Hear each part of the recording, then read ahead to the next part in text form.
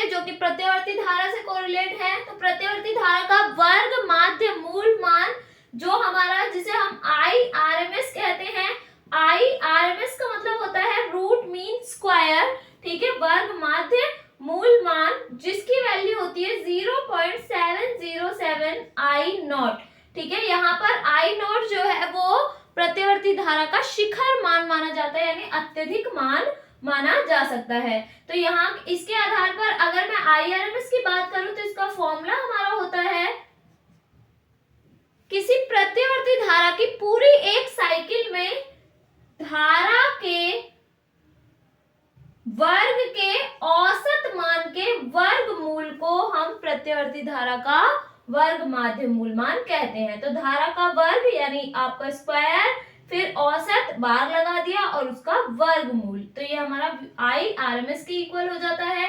ये important topic है आपका, अगर आएगा तो ये 3 मार्क्स के अंदर कंटेन होता हुआ आता है। और इसके आधार पर हम प्रत्यवर्ती धारा परिपथ से 3 कंडीशंस को जोड़ सकते हैं, जिनमें से हम कह सकते हैं यहाँ पर हम प्रतिरोध जोड़ सकते हैं, ठीक है, प्रत्यवर्ती धारा स्रोत के साथ, या फिर हम संधारित्र जोड़ सकते हैं, या फिर हम इसमें कुंडली जोड़ सकते हैं। तो हम इसमें 3 कंडीशन अप्लाई कर सकते हैं प्रत्यवर्ती धारा स्रोत के साथ, ठीक है। प्रत्यवर्ती धारा स्रोत का साइन कुछ इस प्रकार से होता है, क्योंकि इसकी कंप्लीट एक साइकिल किस तरीके से घूमती है, इस तरीके से मूव करेगी, ठीक है। तो इसके आधार पर अगर हम शुद्ध प्रतिरोध जोड़ते हैं तो प्रत्यवर्ती धारा में वोल्टेज और धारा के बीच, तो प्रत्यवर्ती स्रोत में हमारा जो वोल्टेज और धारा के बीच कोई कलांतर नहीं होता, ठीक है। और यानी जैसे ही आपका वोल्टेज बढ़ेगा वैसे ही धारा भी बढ़ने लगेगी। जबकि संधारित्र के केस में क्या होता है,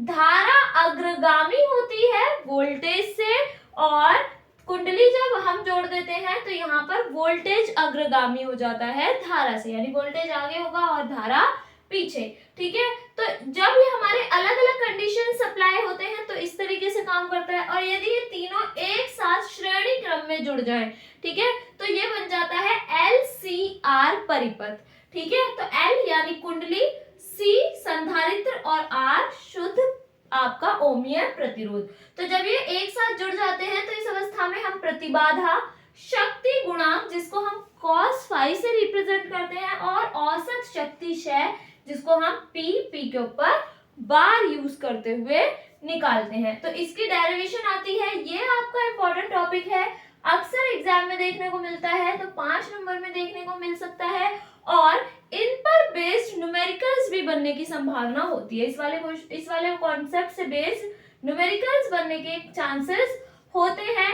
इवन इन वाले कॉन्सेप्ट्स यानी जिनमें धारा अग्रगामी है, वोल्टेज पश्चगामी है, इसके माध्यम से भी आपकी कंडीशन अप्लाई होने की संभावना रहती है। तो अकॉर्डिंग टू कंडीशन लाइक आपका जो ये वाला प्रोसेस है प्रतिरोध वाला, तो इसमें V का जो एक्सप्रेशन होगा वो क्या होगा, V बराबर V0 साइन ओमेगा t, और I का भी क्या होगा, I बराबर I0 साइन ओमेगा t, जहां पर V0 और I0 शिखर मान है वोल्टेज और धारा के। तो इसी के आधार पर अगर हम यहाँ पर कह रहे हैं संधारित्र के केस में धारा अग्रगामी है, तो यहाँ पर धारा को हम फाई कलांतर अग्रगामी मान सकते हैं, या फिर ये π/2 यानी 90 डिग्री आगे होती है। सिमिलरली इस वाले प्रोसेस में चाहे तो आप यहाँ पर माइनस लगा दें, यानी पश्चगामी हो गई धारा, या फिर आप वोल्टेज में प्लस फाई यूज कर सकते हैं।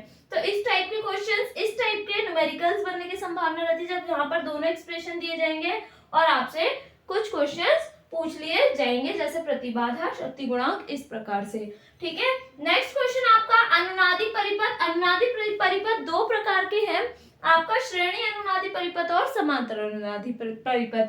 श्रेणी अनुनादी परिपथ अक्सर पूछा जाता है। श्रेणी अनुनादी परिपथ बिल्कुल LCR को रिप्रेजेंट करते हुए ही आता है, और श्रेणी अनुनादी परिपथ में जो प्रतिबाधा है, ठीक है, प्रतिबाधा बेसिकली हम कह सकते हैं कि धारा के मार्ग में आई बाधा को हम प्रतिरोध कहा जाता था, लेकिन जब प्रत्यवर्ती धारा के मार्ग में आई बाधा होती है तो हम उसे प्रतिरोध ना कहकर प्रतिबाधा कह देते हैं, जिसे हम Z से प्रदर्शित करते हैं। तो श्रेणी अनुनादी परिपथ में जो प्रतिबाधा है वो 3 प्रकार से होगी। जैसे आपका जो R वाले कॉन्सेप्ट में प्रतिबाधा है उसे हम R से रिप्रेजेंट करते हैं, और संधारित्र वाले के लिए X सी, ठीक है, जिसको हम धारतीय प्रतिघात कहते हैं, और कुंडली के केस में एक्स एल, जिसको हम प्रेरकीय प्रतिघात कहते हैं। तो ये वाले श्रेणी अनुनादी परिपथ के केस में एक्स सी जो है वो एक्स एल के इक्वल हो जाता है। तो इस पर बेस्ड न्यूमेरिकल बेसिकली एग्जाम में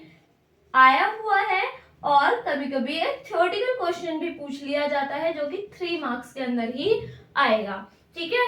फिर आते हैं हम वैद्युत चुंबकीय तरंगे और इसके गुण।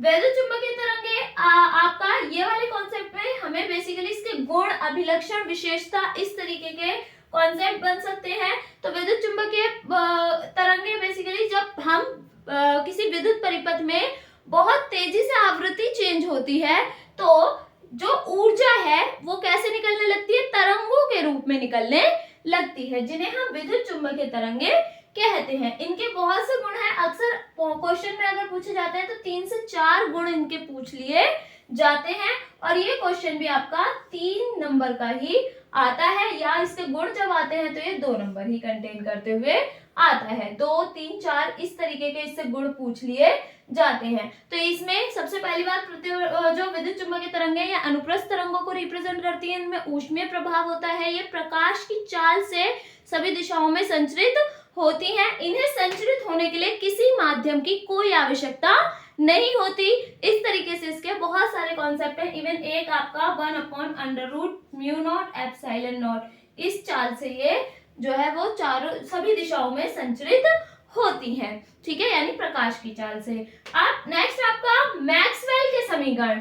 मैक्सवेल के बेसिकली 4 समीकरण हैं हमारे पास, ठीक है, जिनमें विद्युत का गॉस का नियम होता है, ठीक है, उसके बाद चुंबक का गॉस का नियम कहा जा सकता है, तीसरा फैराडे के नियम को रिप्रेजेंट करते हुए होता है आपका, और बेसिकली आपका एम्पियर का परिपथी नियम या फैराडे का लॉ कह सकते हैं।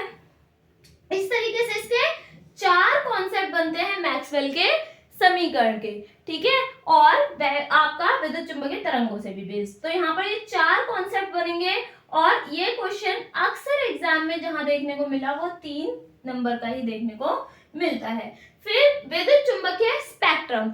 विद्युत चुंबकीय स्पेक्ट्रम अच्छा टॉपिक है। इस पर बेस्ड जो क्वेश्चन बनते हैं वो या तो बहुविकल्पीय में बनते हैं या 1 नंबर के कॉन्सेप्ट में बनते हैं। तो विद्युत चुंबकीय स्पेक्ट्रम में सबसे अधिक तरंगदैर्घ्य, सबसे कम तरंगदैर्घ्य, आवृत्ति, इस टाइप के छोटे छोटे क्वेश्चंस बनने की संभावना रहती है, जो कि 1 मार्क्स ही कंटेन करता है। आई होप आप सभी को इसमें थोड़ी हेल्प मिली होगी। Thank you so much for watching.